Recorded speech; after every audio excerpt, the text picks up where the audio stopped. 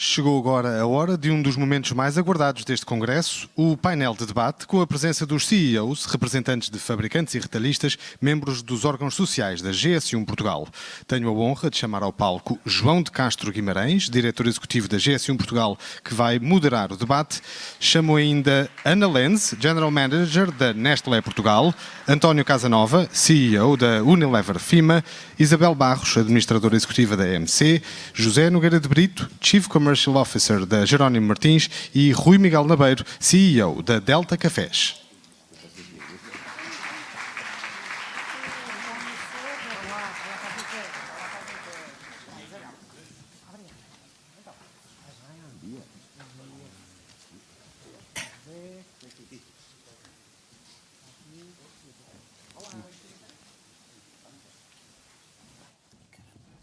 Ora, mais uma vez, muito bom dia a todos. É um prazer estar aqui convosco, mas a primeira palavra vai ser para justificar a ausência do professor José Miguel Poiás Maduro, que infelizmente, e desejo daqui as suas melhoras, ontem mesmo ao fim da tarde me informou por doença súbita, que eu espero que recupere rapidamente, não poderá estar aqui, mas de facto aquilo que me leva a estar aqui com muito gosto e com muito prazer é saber que com estes oradores altamente inspiradores de empresas de grandes boas práticas e reconhecidas por todos os que estão aqui nesta sala, certamente me ajudarão. Tive ontem uma conversa com o professor Miguel Poiás Maduro, que me deu uns tópicos que eu vou utilizar aqui nas perguntas que vou fazer. E depois desta justificação, eu passava, só à laia de enquadramento, eu gostava de aqui referir três pequenas coisas. Em primeiro lugar, para contextualizar esta nossa conversa. A adoção de práticas de sustentabilidade pelas empresas, entre outras boas práticas, traduz-se na redução da pegada ambiental, na minimização do consumo de recursos, o que naturalmente conduz a um aumento da eficiência energética, à redução do desperdício e à orientação e alinhamento com aquilo que é conhecido como a economia circular. Também, todas as empresas, e as que aqui estão, todas elas, integram na sua estratégia os três pilares da sustentabilidade conhecidos como ESG, Ambiente, Environment, Social e Governance, entendido como ética na gestão, certamente constroem com isso reputações muito fortes, todas elas. E com essas reputações muito fortes asseguram com certeza também fidelidade e uma grande fidelidade às suas marcas e, acima de tudo, fazem com que atravesse a cultura empresarial e, ao longo da cadeia de valor, se me permitem, também uma cultura muito própria de impacto, que não é despiciente e que espero hoje que consigamos aqui partilhar um pouco. Finalmente, as marcas e as empresas, com a legitimidade para comunicar estas suas boas práticas, os valores da sustentabilidade, atraem clientes, atraem consumidores, criando a tal consciência de impacto com uma capacidade transformadora muito grande. Ora bem, era um pouco isto que eu queria, era à volta disto que eu iria iniciar algumas perguntas que pedia que depois cada um de vós respondesse como entendesse. Interrompam-se se assim o entenderem. Terão aqui um moderador muito aberto, muito flexível e com certeza que irá ser ajudado por vós.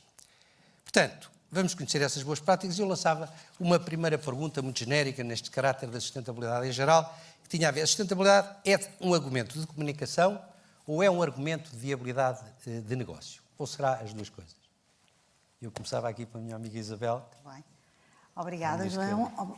É um gosto estar aqui neste painel com os meus colegas e é muito importante discutir estes temas quando temos toda a cadeia envolvida. De outra forma, não conseguimos progredir. Então, de uma forma muito pragmática, é obviamente, do nosso ponto de vista e também do nosso enquanto empresa e também do meu, uma questão de oportunidade, de viabilidade. Olharmos para a sustentabilidade ajuda-nos, ouvimos há pouco o Paulo Portas que dizia que tínhamos que mitigar, mais do que nunca, tínhamos que fazer o nosso assessment de risco. Portanto, ajuda-nos a mitigar o risco presente e futuro do nosso negócio, mas também ajuda-nos a tornar a nossa operação e o nosso negócio mais resiliente. Não é? Nós não dizemos sempre na Sonai, não conseguimos ter bons negócios sem maus planetas. E principalmente um negócio como o nosso, e o que eu aqui represento hoje, que é o do retalho, onde falamos de produção, onde falamos de oferta sustentável aos clientes, não é possível sem cuidarmos do nosso planeta, porque os bens são escassos e nós já hoje sentimos muito isso no nosso negócio. E é uma oportunidade, porque quando nós olhamos para os consumidores e quando nós vamos perguntar aos nossos consumidores o que é que os preocupa mais hoje nas suas vidas, e essa pergunta foi feita em Portugal em julho, e os portugueses, e é um estudo português e representativo, dizia que primeiro eram as condições de vida, os custos de vida, e o segundo eram as alterações climáticas. E, portanto, seja o que for, não é? Seja o que cada um de nós entendermos como alterações climáticas ou ambiente. E, portanto, pensar que fazermos um negócio e que a sustentabilidade é só a caixinha das coisas bonitas e que não é, de facto, pensarmos no produto, pensarmos na nossa operação, pensarmos como isto pode, de facto, ser uma oportunidade e nos tornar mais competitivos, eu acho que é um erro muito grande e é um erro que nós hoje já sentimos que, se não trabalharmos a pensar de uma forma séria e integrada nos temas da produção sustentável, de uma oferta responsável ao consumidor, da descarbonização das nossas operações, com efeitos terríveis, até do ponto de vista de custos, vai ser muito difícil sobrevivermos com resiliência. Não sei se tem a mesma opinião, António. Sigo já eu. Muito obrigado pelo convite. Acho que há duas coisas que são relativamente claras. Existe uma expectativa grande do consumidor de que a indústria e a distribuição se apurem nas práticas de sustentabilidade. Mais disso do que o consumidor ter demonstrado até agora estar disposto ele mesmo a vencer a sua inércia. Portanto, existe muita noção de que o consumidor enxuta para nós essas responsabilidades. Havia dezenas de formas que os consumidores podem ajudar no processo, mas eles têm-se demonstrado relativamente resilientes nas práticas que têm atualmente. Exemplo mais simples de todos. A passagem para concentrados, que teria enormes benefícios na redução de plástico, enormes benefícios no transporte, enormes benefícios no armazenamento. A minha indústria, julgo que a indústria de muitos de nós, há anos que anda a tentar passar para concentrados, que depois seriam desmultiplicados em casa do consumidor, e é óbvio que o consumidor não quer, e prefere muito mais diluídos do que prefere concentrados. E isto é um exemplo, mas temos dezenas de exemplos de coisas que, mesmo sabendo-se que poderia o consumidor ajudar na viagem, o consumidor não tem demonstrado essa vontade. E, portanto, mas tem demonstrado a enorme vontade de que os fabricantes e os distribuidores sejam cada vez mais fortes nessas práticas. Portanto, estamos aqui alguns numa direção onde temos que trazer o consumidor connosco, o consumidor quer que nós incentivemos essas práticas, mas tem uma enorme inércia em trocar os hábitos que tem. Portanto, é claríssimo que a responsabilidade vai ser nossa, e quando digo nossa, é nossa indústria de distribuição. Também não é uma responsabilidade do Governo. Quer dizer, a noção que temos, clara, é que todos os avanços que têm sido tidos são avanços tidos pelas empresas. Muitas vezes é autorregulação, ou outras vezes por uma empresa qualquer que avança primeiro e depois as outras convergem numa prática que se revela boa. Um exemplo muito prático disso também é todo o tema dos plásticos. Todas as grandes indústrias já determinaram metas para plásticos, já estão muito nesse caminho. Nós já dissemos que íamos reduzir os plásticos a metade até 2025. Portanto, o consumo de plásticos nas nossas embalagens, temos 3 metas. Vamos reduzir para metade, vamos passar a incorporar 25% de plástico reciclado em tudo o que produzimos, e todo o nosso plástico produzido será reciclável. Okay? Portanto, temos essas 3 metas claras. E estamos a fazer todo este esforço antes de ter havido qualquer lei que nos obrigue a ir nesta direção. E isso tem sido prática. O plástico é um caso agora mais evidente, mas isso foi prática antes de nós. Antes disso, foi prática no açúcar, foi prática na redução do sal, foi prática numa redução de uma quantidade de matérias-primas, onde tem sido tipicamente a indústria que, por autorregulação, tem ido nesta via. Portanto, voltando à pergunta inicial, temos claramente a noção que isto é uma obrigação. Parafraseando a Isabel, é impossível haver bons negócios sem maus planetas, portanto, temos completamente a noção que isto é uma obrigação que a indústria tem. Temos completamente a noção que o consumidor espera que nós façamos isso até mais do que ele próprio está disposto a fazer, e temos a noção de que isto é uma viagem que é feita pela indústria sozinha, onde não esperamos nenhuma ajuda, e muitas vezes gostaríamos que não houvesse desajuda. E a desajuda também é um caso completamente imediato. Andamos há anos à espera de um sistema de reciclagem, que em Portugal, como presumo que todos sabem, é um monopólio atribuído ao Governo, portanto só o Governo é que pode reciclar. Se nós, indústria, quisermos buscar as nossas embalagens e reciclagens, não podemos, porque esse é o monopólio que está atribuído ao Governo. Só que o Governo não tem, nos últimos 3 anos, tido nenhuma vontade de pôr cá fora enfim, a legislação que permitiria montar-se um sistema de reciclagem em Portugal. Por pressão, enfim, e a partir daqui a responsabilidade é minha, por pressão das câmaras municipais, porque como as câmaras municipais são pagas por quantidade de tonelada que vai para aterro, se houvesse reciclagem ia menos quantidade para aterro, e portanto as câmaras municipais recebiam menos dinheiro, portanto não querem, e portanto não temos a legislação e estamos todos atrasados em metas de reciclagem, porque nós sozinhos não podemos fazer nada.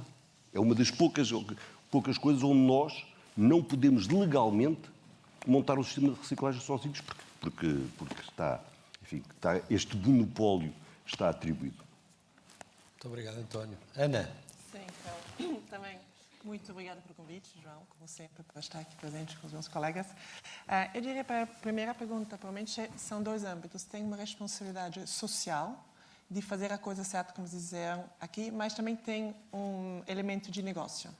E o elemento de negócio, de um lado, o consumidor, e também temos a mesma experiência, um pouco como o António disse, de querer, mas não necessariamente querer pagar. E depois também tem um império que pode vir da legislação, que eu concordo que segue, mas que nós esperamos que vai criar um level playing field para quem foi para a frente em algumas dessas metas que estamos discutindo vai ter um benefício competitivo também no futuro. Quando nós olhamos quais são as metas da sustentabilidade ambiental, para começar, são muito o greenhouse gas emission, e sobretudo porque quando se fala do greenhouse gas emissions, são muitos os aviões que falamos, a indústria pesada, mas a indústria alimentar e agroalimentar representa 25% a 30% de todos os gases de estufa do planeta. Então, é difícil inverter as tendências e conseguir o Acordo de Paris de 2019 sem a indústria alimentar a ser incluída. Depois, o que dificulta, digamos, para as nossas indústrias é que 70% dessa pegada carbônica que vem do alimentar vem do setor agroalimentar. Então, não está dentro das nossas próprias cadeias, está muitas vezes com os pequenos agricultores, com quem depois temos que trabalhar para conseguirmos as metas. E muitas dessas mudanças são difíceis para eles porque vêm a um custo. E são setores onde já o rendimento é baixo. Então, tem também uma responsabilidade, se nós queremos realmente ter impacto, não é só quando as coisas estão dentro da nossa cadeia de valor, mas 70% antes de entrar na nossa cadeia de valor. E aí que temos que dar uma ajuda tecnológica, porque são nem empresas, são agricultoras, e temos também que dar uma ajuda financeira, pagando um prêmio sobre a agricultura regenerativa, por exemplo, porque tipicamente nessa transição, um agricultor, durante 2 a 4 anos, mas às vezes até 6 a 8 anos, perde eficiência na sua coleta. Então, acho que a nossa responsabilidade no setor alimentar é muito mais abrangente do que apenas a nossa cadeia de valor. Depois, como o António disse, tem todos os inquéritos, como a Isabel disse, os inquéritos dizem que os consumidores são muito preocupados, mas depois tem 2 elementos que dificultam a nossa vida. São preocupados, mas não necessariamente dispostos a pagar mais. Então, e muitas dessas práticas, como eu disse, por exemplo, ter café ou cacau de uma agricultura regenerativa custa mais. E outro é que o nível de informação que realmente impacta é baixo. Como tu disseste, por exemplo, nos concentrados, se falarmos de uma indústria que nós conhecemos bem, que é o café, muitas pessoas estão apenas focadas na embalagem do café, porque é o mais visível, porque depois a borra parece um lixo orgânico, então é menos grave. Mas quando nós pensamos em beber um café, o maior impacto ambiental de um café é o café verde. O segundo, a maior energia para o preparar. E o terceiro é a embalagem. Então, tipicamente, por exemplo, uma cápsula é muito mais sustentável que um café moído, porque precisa só de 5 gramas de café, enquanto um café moído é 8 a 11. Mas o consumidor está muito focado em alguns elementos mais emocionais, então também não necessariamente está virado ao comportamento que ajudaria a um bem da sustentabilidade, mesmo querendo fazer. Depois nós enfrentamos, como disseste também, a parte das embalagens, que é um dos grandes desafios. E lá, o que fazemos, acho que é muito parecido. Acho que é preciso dizer, nós mudamos todas as embalagens para serem recicláveis. Isso não quer dizer que em Portugal ou qualquer outro lado do mundo são reciclados, porque não tem infraestrutura. Se nós pensamos, por exemplo, no lixo orgânico, é muito reciclável, mas não existe aqui, então acaba no aterro.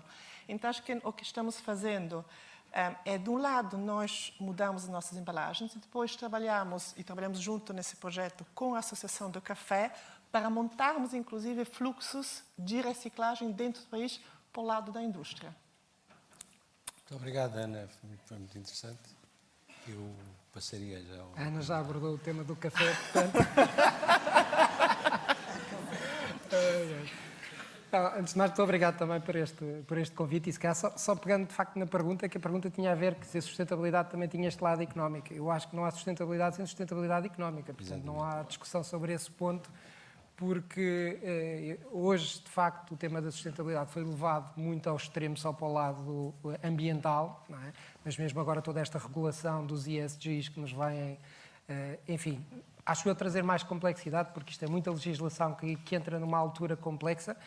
Se é complexo para empresas grandes como as nossas, não quero imaginar a complexidade que isto vai ser para pequenas empresas e, portanto, de facto, que esta regulação também se aplica a pequenas empresas. E é complexa, é difícil de entender muita dela e ouso mesmo dizer que alguma é um bocado esquizofrénica, porque tem alguma falta de ligação com a realidade muito daquilo que está a ser legislado nesta altura. Enfim, dito isto, obviamente que o tema de sustentabilidade é muito abrangente e eu acredito muito que o papel de uma empresa, e eu acho que nós todos já passámos disso, não é? Pensar que uma empresa, o único propósito que tem é dar lucro. Quer dizer, já não estamos aí, não é? O papel de uma empresa numa sociedade é muito vasto e está envolvido, enfim, com aquilo que nós aprendemos na escola todos, que é os stakeholders. Já não é só o cliente e já não é só o acionista. Hoje a importância do tema dos colaboradores e da sociedade é enorme, não é? Nós hoje temos de nos preocupar absolutamente cada vez mais com os nossos colaboradores e é um tema super recorrente pela dificuldade de fidelização dos próprios colaboradores às empresas, a dificuldade de atração, a dificuldade do talento e depois a ligação que a empresa tem que ter à comunidade. E aí depois aparece muito este tema ambiental, de facto, que hoje, enfim, por razões bastante óbvias, está muito em voga e que as empresas também têm aqui uma oportunidade, na verdade. Eu acho que nós também estamos a ser dadas também algumas oportunidades de repensar grande parte dos negócios e também trazer algum valor, um valor acrescentado.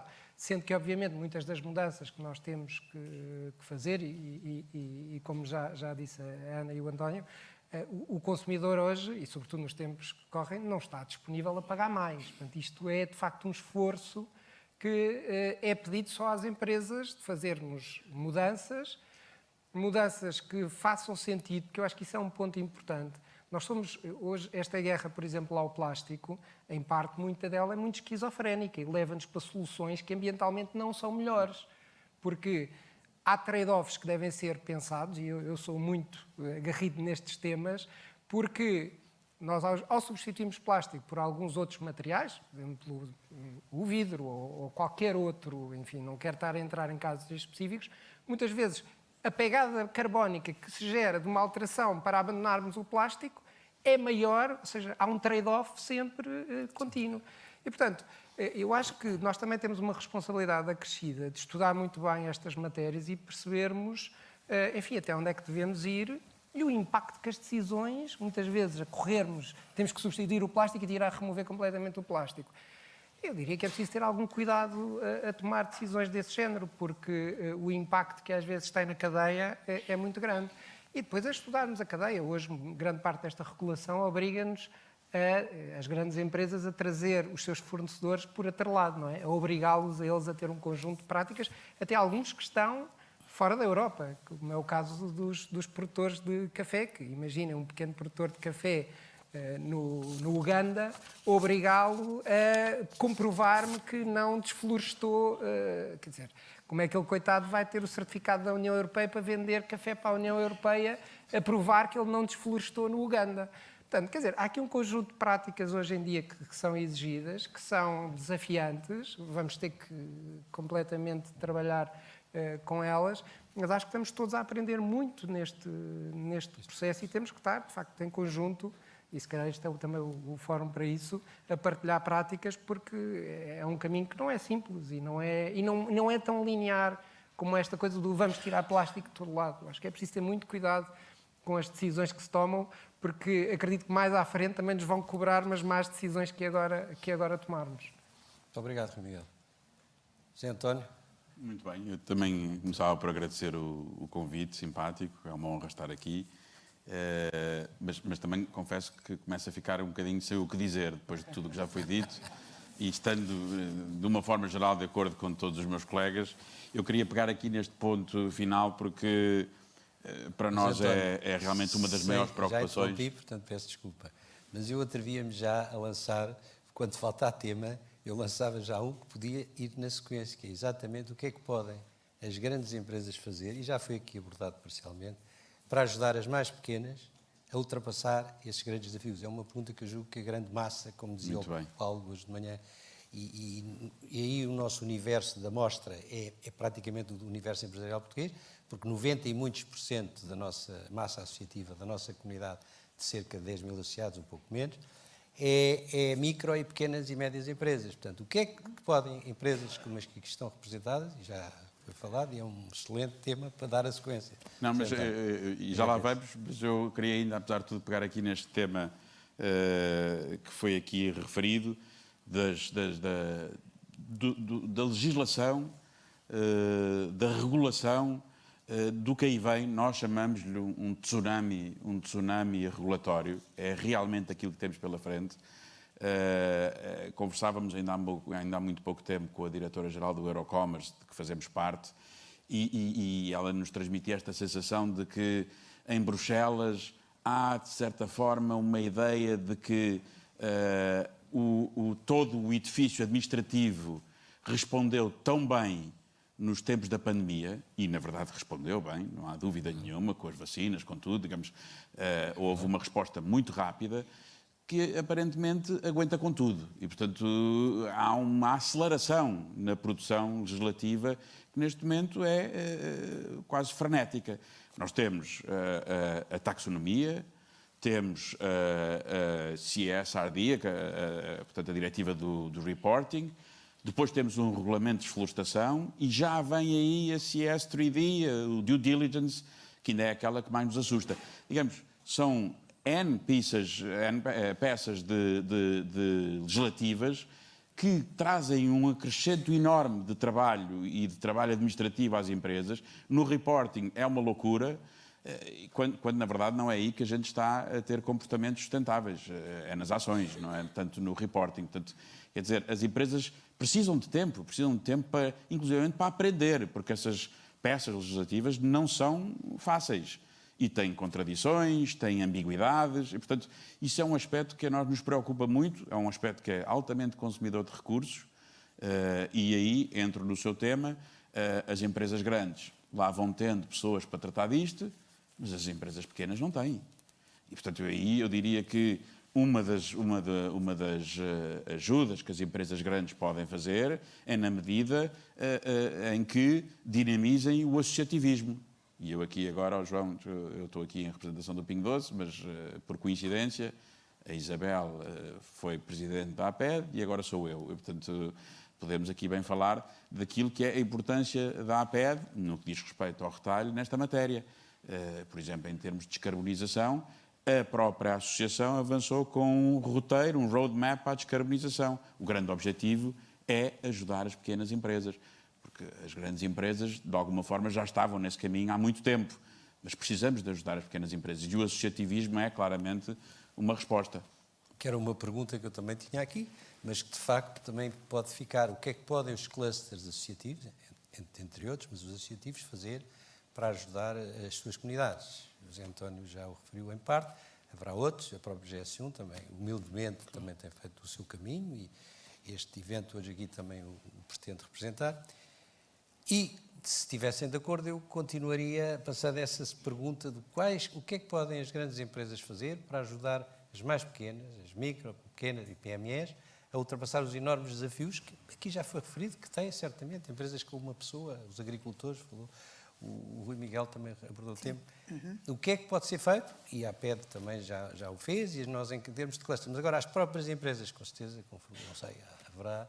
Claro. É algo que os preocupa, não é? Certo. Não tendo uma resposta muito estruturada a essa pergunta, mas e pegando aqui naquilo que o José António diz, eu acho que as associações, através das associações, ou de plataformas associativas, como é o caso da GS1, como é o caso da APED, como é o caso de tantas outras, da FIPA e outras associações que estão aqui representadas, Sociedade Ponte Verde, enfim, tantas que estou a ver aqui e bem. Eu acho que, primeiro, as grandes empresas têm que colaborar generosamente para o tema, porque não é um fator de competitividade entre nós um conjunto de temas relacionados com a sustentabilidade. Eu acho que parte sim, mas grande parte não é, e, portanto, eu acho que devemos colaborar generosamente para estas associações, e é o exemplo do roteiro para a descarbonização da APED, em que reúne toda a prática e toda a experiência que foi adquirida ao longo de anos, eu diria de décadas, pelos diferentes retalhistas, e medidas de ecoeficiência energética, medidas de substituições de equipamentos, coisas simples, e como é que ajudam as pequenas empresas de retalho a virem atrás e a entrarem neste roadmap da descarbonização, que ainda para mais é difícil de entender, não é? A redução da pegada. O que é isto, a redução da pegada, se não tangibilizarmos para ações tão concretas dentro das nossas lojas, nos nossos frigoríficos, enfim. Portanto, isso eu acho que essa colaboração generosa para as associações das grandes empresas é necessário. Depois, acho que, e nós, retalho, nós estamos no meio de uma grande cadeia, não é? Estamos ali, nós dizemos sempre, entalados, não é? Entre a indústria e os agricultores e os produtores e entre o consumidor. E, portanto, nós, é verdade que somos muito pressionados, mas é verdade, por todos, somos pressionados por todos, mas é verdade que também somos aqueles que têm uma capilaridade maior e que chega mais rapidamente, que consegue mais rapidamente transformar. E, portanto, nós abraçamos essa responsabilidade com gosto.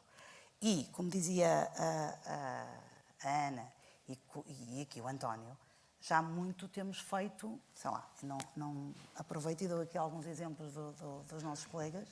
Eu acho que aqui a Unilever já fez muito, por exemplo, pelas certificações universais do óleo de palma, não é? Que é uma calamidade quando falamos em desflorestação, mas se andarmos todos a falar de estándares diferentes e certificações diferentes, ninguém se entende, não é? Quando falamos em agricultura regenerativa, também temos aqui um grande contributo já dado pela Nestlé nestas matérias. Quando eu olho para o retalho e olho para a pegada, por exemplo, na minha empresa, se eu quiser só olhar para a minha operação, estou a olhar para uma percentagem muito diminuta da pegada carbónica. Eu estou a olhar para 3%, porque 97% da minha pegada vem a montante, vem do produto, do cabaz, não é? Que o cliente compra.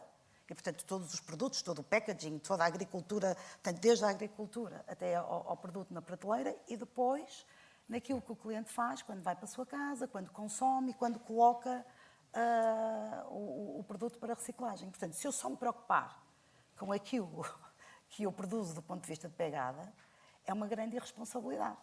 porque 97% está na cadeia. Portanto, quando nós nos preocupamos com o packaging, e há pouco dizia-se, o plástico, de facto, como dizia o Rui, penso que não é um diabo, não é? O plástico foi aquilo que permitiu a democratização do consumo e da chegada de muitos produtos ao consumidor. Não é? E nós hoje ainda temos produtos à venda que podemos reciclar, mas no nosso país, de facto, ainda não temos sistema que os permitam reciclar, ainda não encontramos matérias alternativas, porque as matérias alternativas que existem são muito mais caras. Okay? Portanto, não vamos diabolizar o plástico e não vamos trocar o plástico por multimaterial, porque às vezes, quando nós vemos um cartão com um bocadinho de plástico, é pior do que uma embalagem totalmente de plástico, totalmente reciclável. Porque nós sabemos que o multimaterial é preciso contar com um consumidor que vai lá separar, que vai colocar no lixo separado, enfim, tudo isto. Portanto, nossa grande responsabilidade, através das associações, sermos generosos, deixarmos o tsunami legislativo, para dar aqui um bocadinho de otimismo.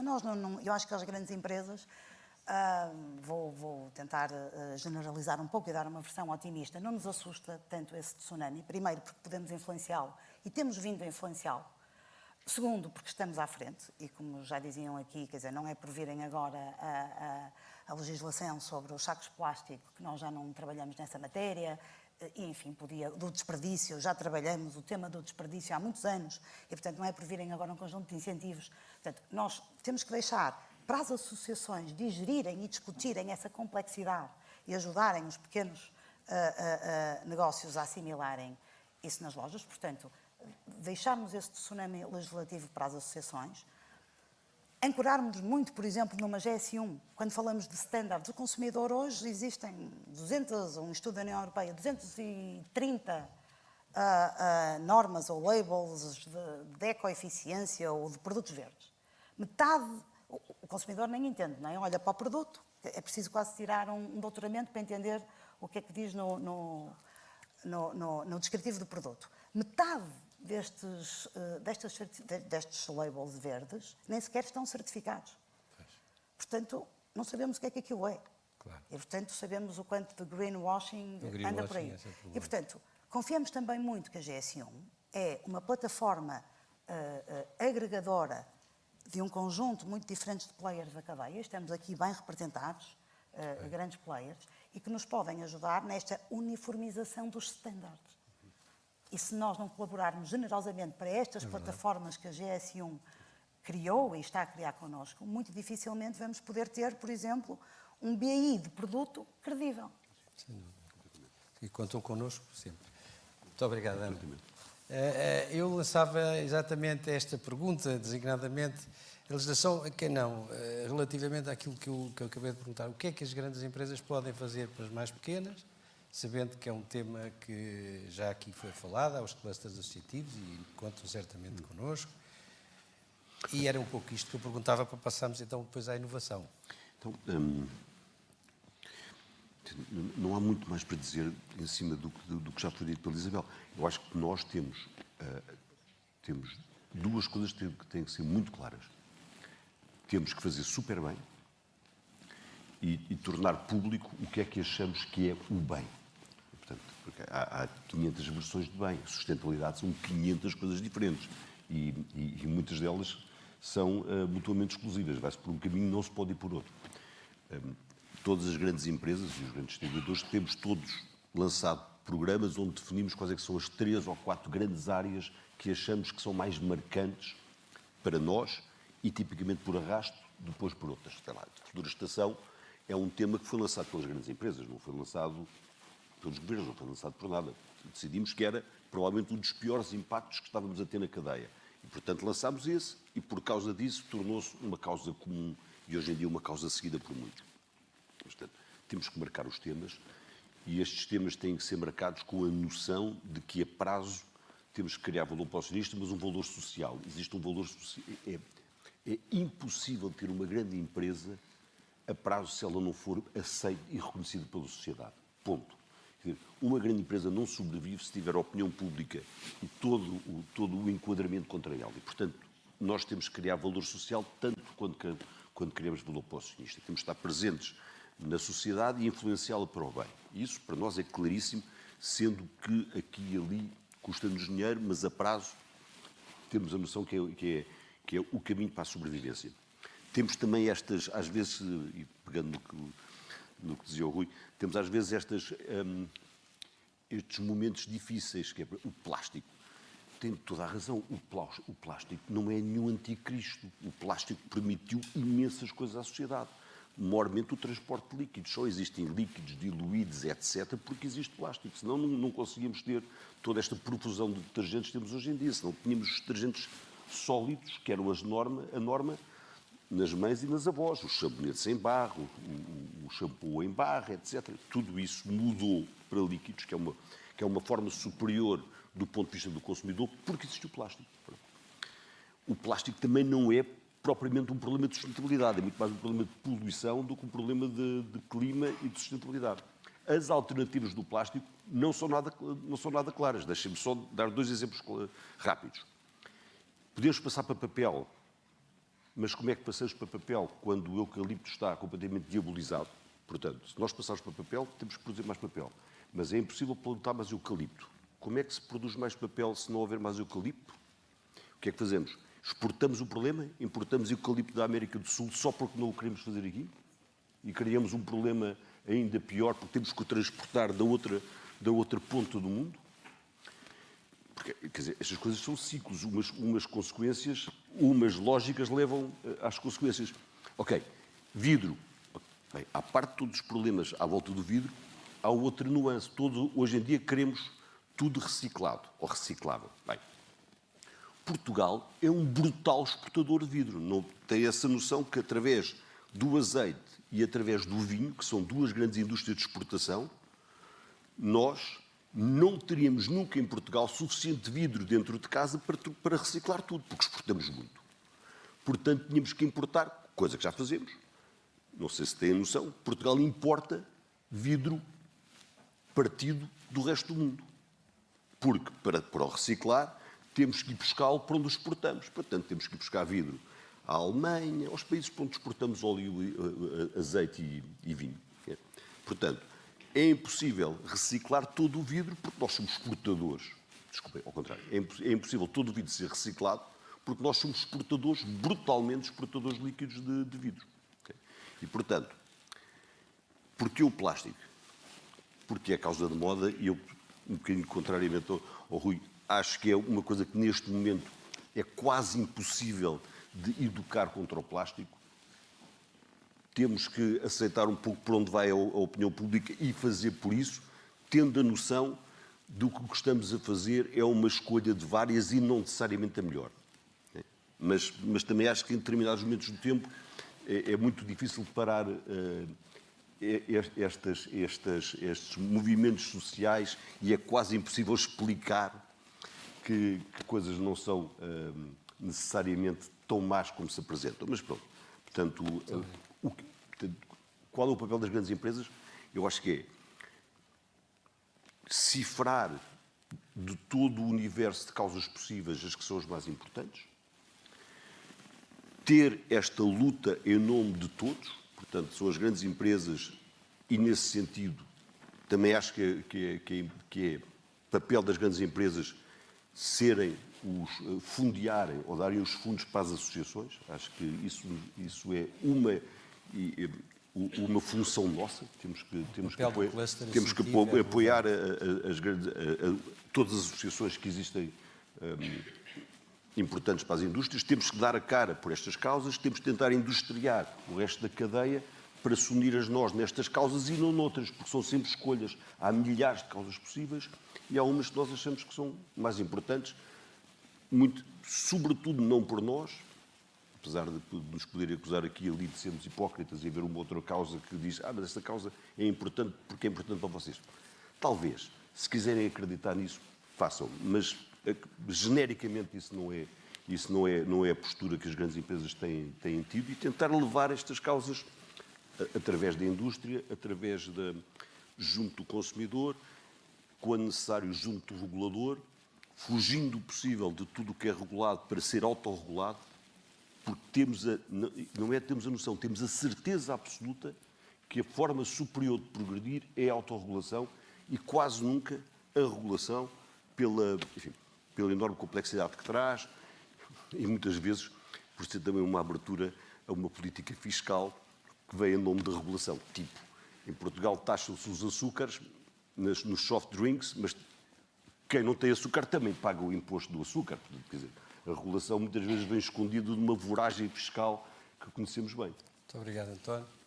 Ana, eu faria a mesma pergunta, poderíamos já introduzir o tema, porque o tema já foi bastante abordado, porque o tema da inovação / inteligência artificial, que ouvimos há pouco aqui a Daniela Braga falar, mas que tem aqui várias vertentes. Quer dizer, será que a inovação, e designadamente a inteligência artificial, é uma oportunidade para envolver toda a cadeia de valor de uma maneira mais integrada?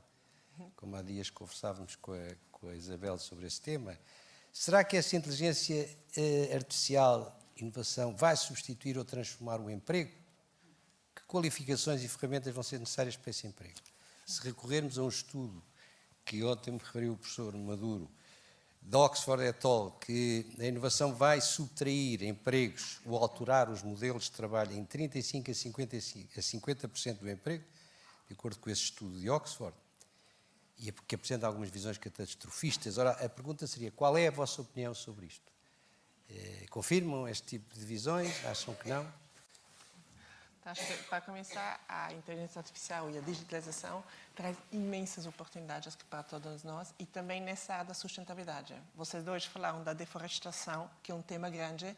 Por exemplo, um piloto que fizemos recentemente é monitorizar via satélites para assegurarmos que na nossa cadeia de valor não tem deforestação ou adereçá-la com os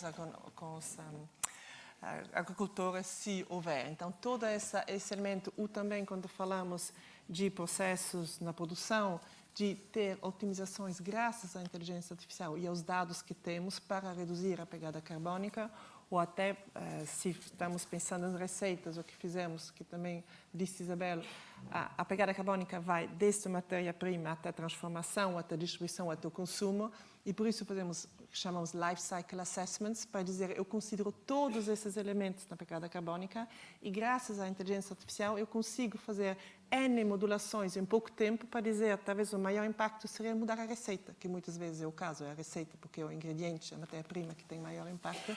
Isso não conseguiria fazer. Vai também na inovação de keywords, de eu dizer, eu posso ver que tem muitas vezes suplementos junto com cereais e talvez possa pensar num produto que traga isso. Então, acho que para os nossos negócios, a inteligência artificial e a digitalização que nos permite analisar tantos dados é uma imensa vantagem. Que vai mudar o emprego? Claro que vai. Como na época, quando chegou a industrialização, se disse ninguém mais vai ter trabalho, agora se diz também ninguém vai ter trabalho. Acho que hoje em dia, como também disse o Paulo Porta, estamos mais com um problema contrário. Não estamos achando pessoas para os trabalhos que temos e temos uma população envelhecendo.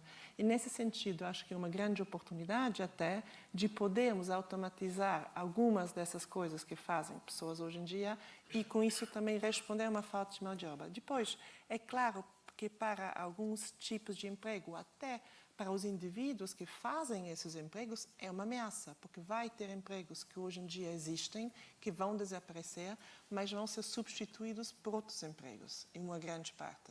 E a nossa responsabilidade, seja como a do trabalho, mas também dentro da sociedade, é preparar as pessoas e preparar a sociedade para esses novos empregos que vão surgindo.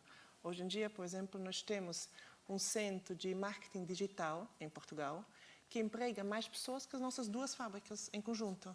Mas não é que destruímos emprego, mudamos, porque se automatizaram coisas nas fábricas, mas do outro lado temos hoje uma riqueza de dados que querem ser trabalhados, porque eu tenho imensos dados, mas depois dizer eu quero fazer um cereal com nutritivos adicionais, preciso humanos no final desses dados todos a analisar o que se pode fazer. Então, o marketing é muito menos hoje um desktop marketing, onde eu faço modelos, analiso, mas eu vou falar com os nossos parceiros, dizer, olha, eu queria testar esse produto, vamos ver quanto ele roda, vamos ajustar logo, mas preciso de pessoas atrás de tudo isso. Então, nesse sentido, acho que é mais uma mudança de emprego, que pode ter muita oportunidade até no sentido de falta de mão de obra, mas que precisa ser acompanhada para não deixarmos de lado pessoas que hoje já têm uma idade mais, digamos, que já têm uma formação numa área que não vai ser mais tão precisa, para permitirmos que eles se mantenham no mercado de trabalho. Muito obrigado, Ana. Uma visão otimista da situação. Agora o Rui Miguel. Acho que é uma visão realista. Se calhar só acrescentar àquilo que foi dito, porque o tema também da inovação é de facto relevante. Eu acredito que é por via da inovação, de estudarmos as coisas e de facto trazermos novas soluções tecnológicas que vamos ultrapassar grande parte dos desafios. De facto, toda esta regulação traz-nos um conjunto de obrigações a todos e de desafios, mas é por via da inovações, quer ao nível de produto, quer ao nível de soluções novas que vamos ter para o futuro, que nos vai ajudar a solucionar todos os desafios que hoje temos. Isto para não entrar dentro do tema da inteligência artificial, porque acho que a Ana respondeu super bem. Agora, a inovação é aquilo onde as nossas empresas têm de apostar para, por um lado, irem acrescentando valor, que é extremamente importante, e não é só a diferenciação, mas também acrescentar valor na sociedade, mas também para resolvermos os desafios, como o do plástico, ainda que o que o António disse é verdade que as tendências às vezes nós não as conseguimos combater e é uma realidade e, portanto, temos que encontrar soluções. O que eu dizia há bocadinho só sobre isso é, acho que temos que ser muito responsáveis quando fazemos estas inovações e mudamos do plástico para outra coisa, de perceber que decisão é essa e quais os impactos que ela tem. Era isso que eu queria dizer, não é que, obviamente, não vamos combater uma tendência pensando que vamos educar toda a gente, ainda que eu tenha as minhas convicções sobre essas matérias. Mas a inovação desempenha aqui um papel, de facto, crítico e essencial que eu acho que as empresas têm que apostar.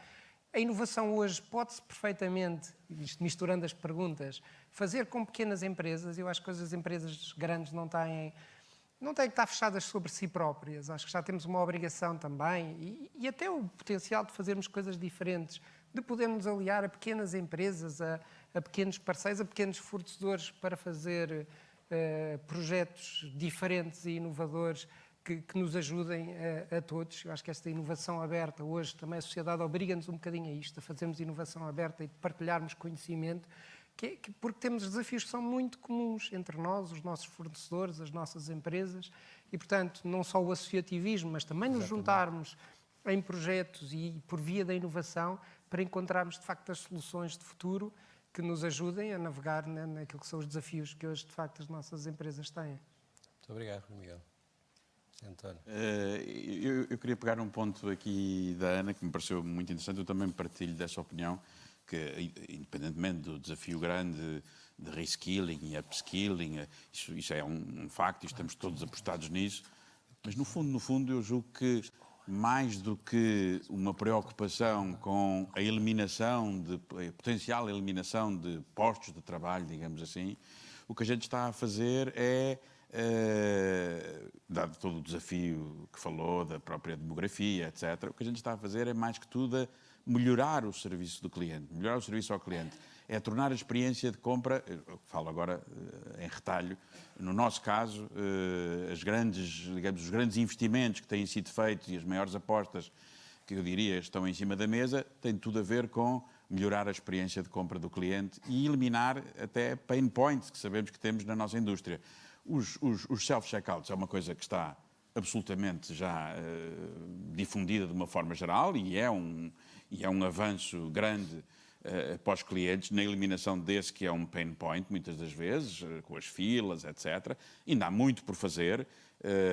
Num self-checkout, por exemplo, a inteligência artificial permite, o próximo passo é a identificação dos produtos sem a necessidade de andar a navegar, sem menus e não sei o quê. Portanto, uma pessoa passa uma laranja, uma maçã calibre X, variedade Y, etc., etc., e com a inteligência artificial é reconhecido exatamente o produto que é, e, portanto, o cliente é muito mais fácil para o cliente, e já agora, digamos, não passa um ananás por um abacaxi, que também produz a sua diferença, e a gente agradece que as coisas fiquem registadas como deve ser. Mas pronto, são desafios que existem na inteligência artificial com este objetivo de tornar cada vez essa experiência mais seamless, quer dizer, melhor, digamos assim, para o cliente. Mas é evidente que tem depois dificuldades muito próprias, e uma delas é o investimento. Este negócio é um negócio de volume, é um negócio com muitos pontos de venda, e portanto, digamos, estes investimentos muitas das vezes ainda são demasiado elevados. E portanto o que têm feito os retalhistas, de uma forma geral, é pilotar, ou seja, é fazer testes e partir de determinadas experiências em lojas de laboratório que já existem em Portugal, penso que são de conhecimento generalizado, tanto na empresa que represento, como aqui no caso também do continente, é fazer estas experiências e depois ir decidindo quais delas é que se pode fazer o rollout. Nós, por exemplo,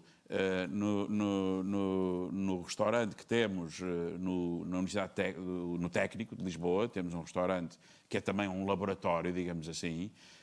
Já introduzimos uma coisa que, de uma forma geral, toda a gente conhece com a McDonald's, falando aqui de outra companhia, que são aqueles quiosques digitais para fazer a encomenda, a facilitar muito esse processo.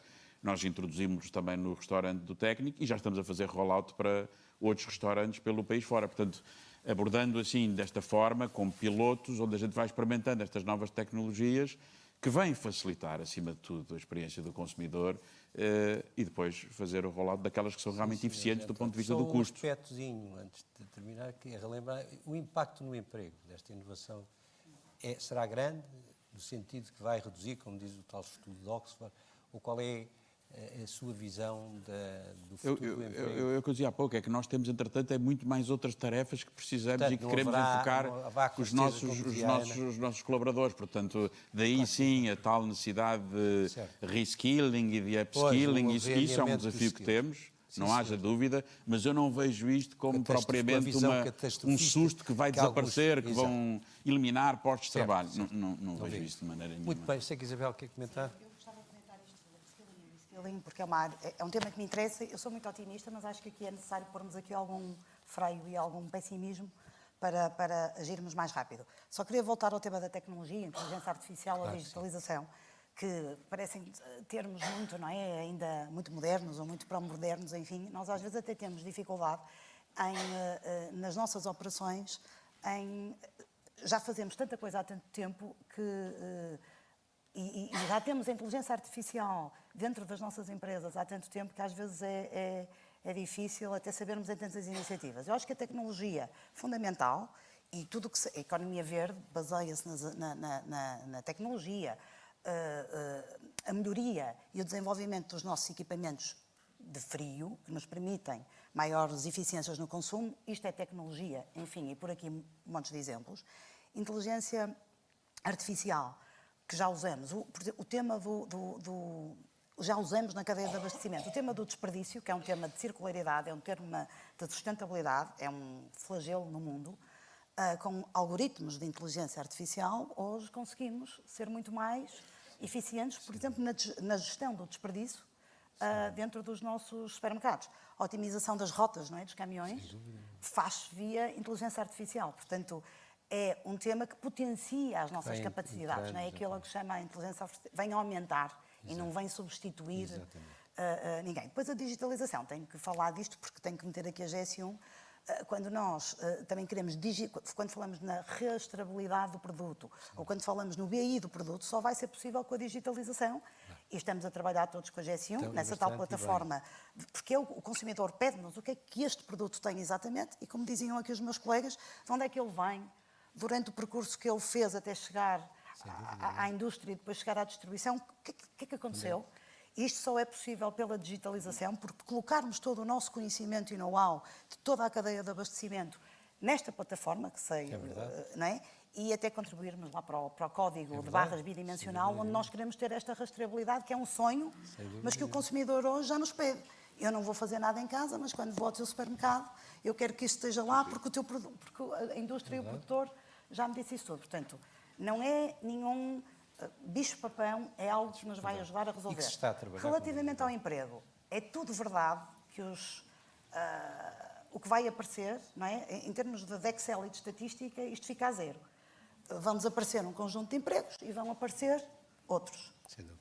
Isso é inegável, o World Economic Forum diz, quer dizer, os números estão todos sabemos. Eu pergunto, e mesmo as grandes empresas, é este mapeamento do talento, o que é que desaparece, o que é que aparece nos próximos 5 anos, ou nos próximos 10, do ponto de vista de país, não é? Porque nós temos uma mancha de vários setores, de diferentes indústrias, portanto, o que é que acontece do ponto de vista do país? E o que é que acontece em cada uma das nossas empresas? Porque até as grandes têm dificuldade de fazer este movimento de o que é que desaparece e o que é que aparece. Nós sabemos que desaparecem tarefas muito operativas, não é? E que vão aparecer mais tarefas de serviço, de apoio ao cliente, tarefas mais humanizadas, tarefas mais sociais. Mas eu relembro, e acho que todos sabemos, mas já agora fica aqui assim uma nota de maior brevidade, o pato não trepa uma árvore num ano ou em 2 dias. Portanto, nós temos que começar a planear este reskilling com tempo. E é um movimento de país, é um movimento de setor, e aqui as associações têm que fazer muito, e já estão a fazer, mas têm que fazer mais e mais rápido. Nós temos que colaborar mais neste mapeamento. E o país, do ponto de vista de ensino, de formação profissional, também tem que andar mais rápido. E, portanto, so far so good, mas não percamos tempo, não é? Muito obrigado, Isabel, foi ótimo. António, quero também falar um pouco sobre isto. Acho que esta parte do emprego vai ser uma outra enorme incógnita. Se conseguimos transformar todas as funções que perdemos em funções novas, sim. Se conseguimos transformar as nossas pessoas dos lugares que temos e onde as perdemos para os lugares onde vão ser necessários, talvez. Mas é daqueles caminhos que vamos fazer andando. Quer dizer, podemos olhar para isto de outra forma. Também vai haver menos portugueses. O que está estimado é que nós vamos perder cerca de 2 milhões de portugueses nos próximos 30 anos. O número é mais ou menos esse. Portanto, provavelmente, a única coisa que podemos fazer é haver menos lugares. Eu agora, se estivesse de acordo, obrigado. Eu fazia uma última pergunta a todos, se bem que o tema não se esgota, nem pouco mais ou menos, não é? E essa última pergunta é dizer, como é que as vossas empresas, e perguntava à Ana para seguir, ou então a quem quiser responder, nos vossos processos de gestão e de decisão empresarial, estas preocupações que falámos, além de outras, e como prevêem o futuro, digamos, nesta perspectiva? Como é que prevêem globalmente, fazendo uma avaliação global, como é que os vossos processos de decisão incorporam os temas de sustentabilidade, de inovação, transição digital? Como é que isso será? Pedia que fosse só uma breve resposta, porque muita já foi dada ao longo das vossas respostas. No entanto, para dar aqui uma volta final e mais algo que queiram dizer, estão sempre à vontade. Acho que faz parte, por exemplo, um exemplo concreto que hoje no board da Nestlé Mundial tem metas de sustentabilidade que são ligadas a um bónus. E acho que muitas empresas vão nessa direção para também dizer, se não temos o risco que no curto prazo focarmos no lucro, porque é o mais imediato que precisamos. Depois estamos também tentando ganhar alguma independência e um avanço na inovação, que também falamos antes. Por exemplo, temos agora um instituto só de embalagens, onde só trabalhamos embalagens novas, muito virado na sustentabilidade das embalagens e para substituir materiais como plástico e outros materiais que são desse jeito. Acho que temos na parte da pesquisa um investimento que não diminuiu, apesar de todas as crises que fizemos, onde diminuímos, por exemplo, os investimentos de marketing, nem R&D, nem sustentabilidade diminuiu. E acho que isso mostra também essa preocupação com o meio e o largo prazo. E também acho que as grandes empresas, visto que, sobretudo, as greenhouse gas emission é uma meta a tão largo prazo, fizeram, acho que quase todos agora, os compromissos de 2 anos com objetivos concretos, a 2025, a 2030, para também podermos acompanhar se estamos, de fato, entregando no que fazemos. Depois fazemos, obviamente, direcionando o que vocês disseram, mas concordo que, provavelmente, não tem um mapeamento concreto suficiente, mas acho que todos nós estamos investindo na formação muito, seja na área digital, no dia a dia, seja na área também da sustentabilidade, porque é complexo o assunto que temos, e também em trabalhar numa harmonização. Por exemplo, quando introduzimos o Nutri-Score, alguns anos atrás, acho que ajudou um consumidor a dizer, tem muitos elementos, mas eu consigo simplificar para fazer uma decisão. Isso na sustentabilidade falta. Esse Nutri-Score que aceita por várias empresas e pelos consumidores. Então, acho que também nisso estamos trabalhando para conseguirmos uma coisa mais comparável. Muito obrigado, Ana. Sim, a resposta é muito rápida. Aquilo que nós fizemos foi, do ponto de vista de governance, ter sobretudo duas coisas. A primeira foi criado, de facto, o papel de responsável de sustentabilidade, que é um papel que dentro da Delta ficou atribuído à minha irmã, e a sustentabilidade será um pouco uma área que, enfim, tem que trabalhar com a empresa toda. Não é algo, enfim, isolado e que está completamente compacto num gabinete da sustentabilidade, não é? Portanto, um bocadinho como nós também trabalhamos a inovação, que é com a empresa toda, aqui é algo que também vai acontecer. E, na verdade, naquilo que são os objetivos do mandato que esta Comissão Executiva do Grupo tem, temos 5 pilares estratégicos e um deles é, de facto, a sustentabilidade. E posso dar o exemplo de um dos KPIs que temos é ter mais 2 projetos de economia circular, por exemplo, dentro do grupo. Nós hoje já temos um que reaproveitamos a borra de café e produzimos cogumelos, portanto, investimos com uma startup e vendemos já cogumelos que vêm da borra de café que nós recolhemos. Mas temos este objetivo também do ponto de vista da sustentabilidade, ter mais 2 projetos até ao final deste mandato. Entre, enfim, um conjunto de KPIs que faz parte desse pilar, da redução, obviamente, da pegada, ainda que, como já foi dito, grande parte da nossa pegada, que, sobretudo quem está na indústria, vem a montante e não a jusante daquilo que nós controlamos, mas temos essa obrigação de fazer também esse papel. Portanto, basicamente está incorporado nos objetivos também do grupo e hoje temos uma área que se controla, a monitorizar e a incentivar a que as coisas aconteçam dentro do grupo. Muito obrigado, Miguel. Zé António. Digamos, genericamente, o mesmo, digamos, ao nível da direção executiva do grupo. Temos uma área de sustentabilidade desde há muitos anos, muito antes do tempo em que passou a ser obrigatório, sempre fizemos relatórios de sustentabilidade e somos listados em mais de uma centena de índices. Portanto, é uma área que tem uma centralidade enorme no Pingo Doce e no Grupo Jerónimo Martins.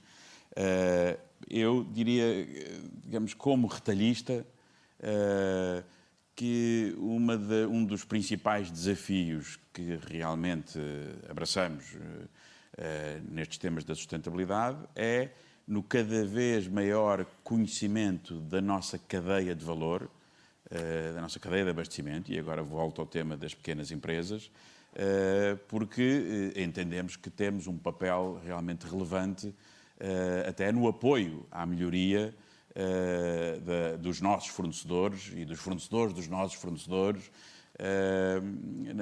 nas práticas de sustentabilidade. É claro que não temos nenhuma veleidade, e aliás agradecemos não ter que o fazer em relação às grandes empresas que aqui estão presentes, mas há muitas pequenas empresas que fazem parte da nossa cadeia de abastecimento e que muitas delas estão pouco despertas para estes assuntos, outras não têm conhecimento, outras não têm recursos e, portanto, precisam de certa forma, do apoio que os grandes clientes lhes possam aportar. E nós estamos muito apostados nisso e é algo que já fazemos desde há muito tempo. Em muitas coisas, aqui um exemplo que eu gosto muito de dar em relação ao Pingo Doce, que é o exemplo da peixaria. Nós gostamos de nos afirmar como a maior peixaria do país.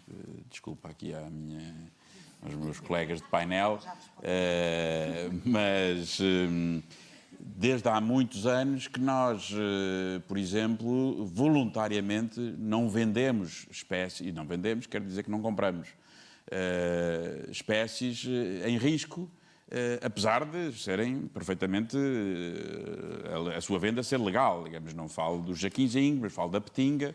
Nós não vendemos petinga já há muitos anos, enguias não vendemos já há muitos anos, portanto, há espécies que nós ou liminarmente não vendemos ou não promovemos, não fazemos promoção, digamos assim, porque apesar de vender, temos que as vender porque são absolutamente determinantes na dieta dos portugueses e são procuradas pelos consumidores.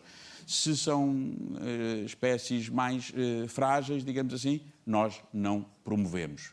digamos assim, não vendemos debaixo de promoção. E, portanto, isto são muitas iniciativas que podem ser tomadas pelos retalhistas, digamos assim, e que vão nesta linha de ir apoiando também a sua cadeia de valor a ter práticas mais sustentáveis, que é um desafio que aceitamos. Muito obrigado, Zé António. Isabel, António. Enfim, eu acho que, resumindo, porque de facto somos todos muito bons exemplos, não é?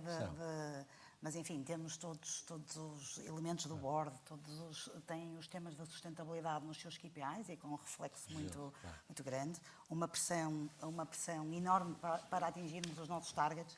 O primeiro Fórum de Ambiente na SONAI foi criado há 30 anos atrás. Chamava-se Ambiente e, no fundo, era sustentabilidade, há 30 anos.